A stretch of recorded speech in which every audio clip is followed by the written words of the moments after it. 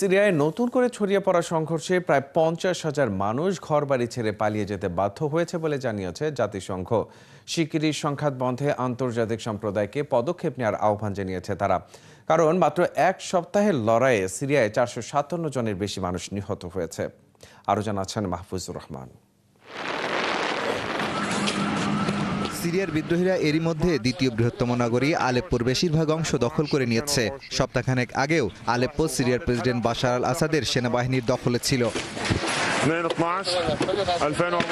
নতুন করে মাত্র কয়েকদিনের সংঘাতে দেখা দিয়েছে তীব্র খাবারের সংকট। খাদ্য সহায়তার আশায় লাইনে দাঁড়িয়ে আছেন অসংখ্য মানুষ।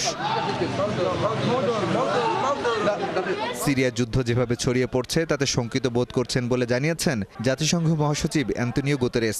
পরিস্থিতি খুবই উদ্বেগজনক বলছে সংস্থাটি।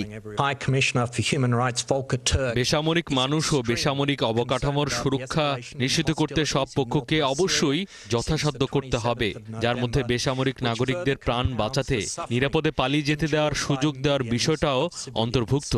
প্রায় 14 বছর ধরে সিরিয়ার মানুষ সংঘাত সহ্য করে যাচ্ছেন, আর রক্তপাত নয়। এখন এর একটা রাজনৈতিক সমাধান তাদের প্রাপ্য, যে সমাধান তাদের শান্তিপূর্ণ একটা ভবিষ্যৎ দিতে পারবে। জাতিসংঘের coordination of humanitarian affairs OCH এর হিসেব বলছে 30 নভেম্বর পর্যন্ত ইদলিব ও আলেপ্পোর উত্তরাঞ্চল থেকে 48,500-এর বেশি মানুষ বাস্তুচ্যুত হয়েছে। বাস্তুচ্যুত ব্যক্তিদের অর্ধেকেরই বেশি শিশু। এখনও প্রাণ বাঁচাতে নিরাপদ আশ্রয়ের খোঁজে অনেক মানুষ বাড়িঘর ছাড়ছেন। নিরাপত্তার শঙ্কায় সিরিয়ার আলেপ্পো, ইদলিব ও হামায় জাতিসংঘের শান্তিরক্ষী মিশনের কার্যক্রমের অধিকাংশই স্থগিত করা হয়েছে। 2011 সাল থেকে সিরিয়ায় গৃহযুদ্ধ চলছে। বিভিন্ন দেশ এই যুদ্ধে সরাসরি জড়িয়েও পড়েছে। মাঝে কয়েক বছর যুদ্ধ বন্ধ ছিল, তবে আনুষ্ঠানিক কোনো যুদ্ধবিরতি হয়নি।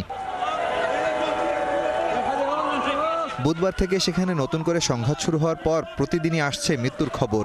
নিহত ব্যক্তিদের বেশিরভাগই যোদ্ধা হলেও হতাহতদের তালিকায় আছে প্রায় শখানেক বেসামরিক নাগরিকও।